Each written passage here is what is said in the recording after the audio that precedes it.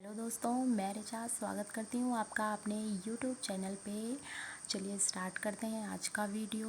और video start करने से पहले एक बात आपसे करना चाहूँगी, अगर आपको ये वीडियो पसंद आए, थ्योरी समझ में आए, तो प्लीज़ इसको लाइक शेयर और सब्सक्राइब करिएगा और ढेर सारा शेयर करिएगा, जिससे कि ये वीडियो बहुत लोगों के पास तक पहुँच सके और ज़्यादा से ज़्यादा लोग इसको देख सकें।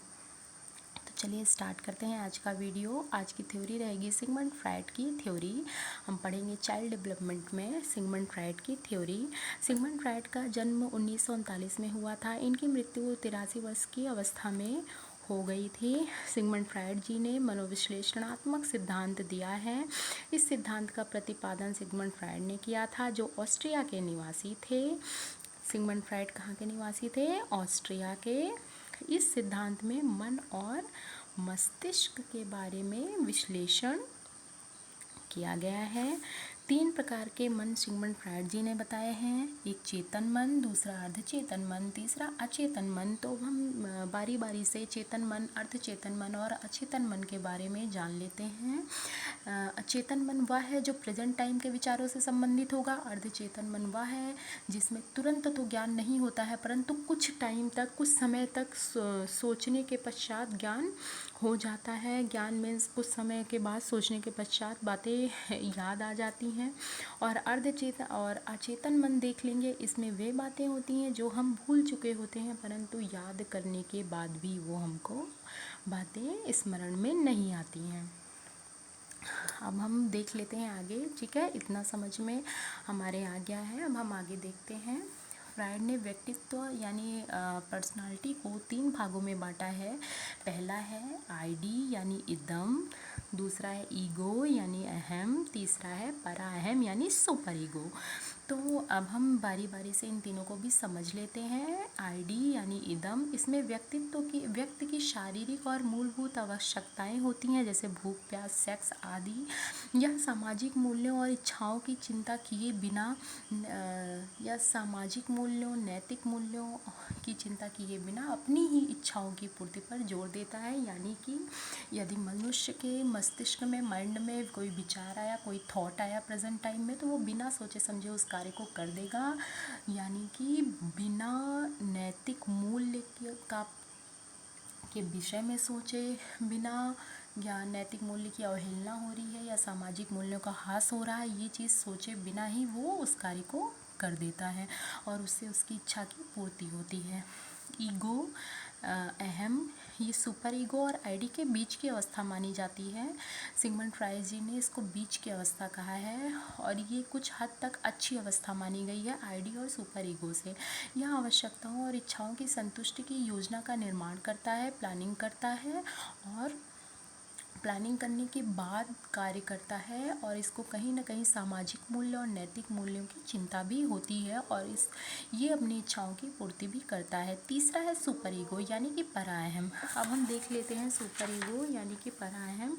यह समाज द्वारा नैतिक सूत्रों के अकॉर्डिंग ही कार्य करता है। यानी जिस व्यक्ति के अंदर सुपर ईगो होती है, वह बुरे कामों से उतना ही दूर रहेगा। तो आज सिगमंड फ्रायड जी के थ्योरी में हम इतना ही पढ़ेंगे। इतना ही बहुत इम्पॉर्टेंट है और एग्ज़ाम्स में इन्हीं में से क्वेश्चन ज़्यादातर पूछे जाते हैं। अगर आपको ये वीडियो पसंद आई हो तो प्लीज़ इसको लाइक शेयर और सब्सक्राइब करिएगा। तो चलिए अब हम सिगमंड फ्रायड जी के थ्योरी से रिलेटेड कुछ क्वेश्चन देख लेते हैं।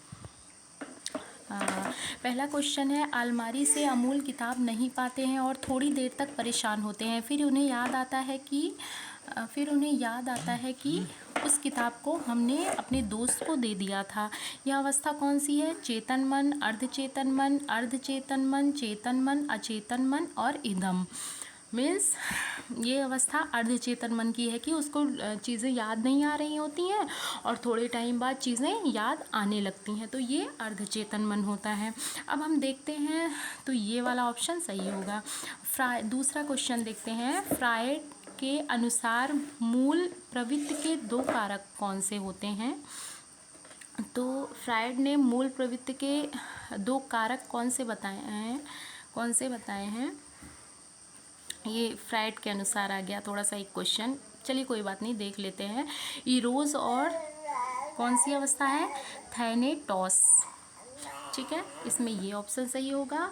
और तीसरा क्वेश्चन हम देख लेते हैं। कौन सा सिद्धांत व्यक्त करता है कि मानव मस्तिष्क एक बर्फ की बड़ी चट्टान के समान है जो कि अधिकांशतः छिपी रहती है एवं उसमें चेतन के 3 स्तर होते हैं। ये मनोविश्लेषणात्मक सिद्धांत है, पहले ही टिक कर देना है, जैसा कि हम ऊपर पढ़ चुके हैं सिगमंड फ्रायड जी की थ्योरी में। ठीक है, चलिए अब नेक्स्ट क्वेश्चन देख लेते हैं। मानव व्यक्तित्व के मनोलैंगिक विकास को निम्न में से किसने महत्व दिया है? तो मनोलैंगिक विकास को तो फ्रायड ने महत्व दिया है। इदम का ईगो पर हावी होने की स्थिति में व्यक्ति होता है अनैतिक और असामाजिक या आसमिक, मतलब असामाजिक, अनैतिक और असामाजिक। जैसे ही हावी होगी व्यक्ति असामाजिक हो जाएगा। चलिए नेक्स्ट क्वेश्चन देख लेते हैं। विकास की यह अवस्था आमतौर पर 1 से 3 वर्ष की आयु में होती है। ईगो विकसित होने लगता है और आईडी कुछ हद तक नियंत्रित हो जाती है। ये गुदा, इसका ऑप्शन होगा राइट, गुदा। तो चलिए हम अपना वीडियो एंड करने से पहले 2 क्वेश्चन और देख लेते हैं। कौन सा तरीका प्रत्यक्ष समायोजन का है? लक्ष्यों का प्रतिस्थापन। और आज के वीडियो का लास्ट क्वेश्चन है, मनोविश्लेषणवादी सिद्धांत के प्रवर्तक सिगमंड फ्रायड। तो चलिए दोस्तों, हम अपना वीडियो यहीं पे एंड करते हैं। हम मिलते हैं नेक्स्ट वीडियो में नेक्स्ट टॉपिक के साथ। अगर आपको ये वीडियो पसंद आया हो तो इसको ढेर सारा सब्सक्राइब करिएगा और ढेर सारा लोग इसको शेयर करिएगा, लाइक करिएगा, जिससे ज़्यादा से ज़्यादा लोगों तक ये वीडियो पसंद की जा सके और पहुंच सके। Thank you so much.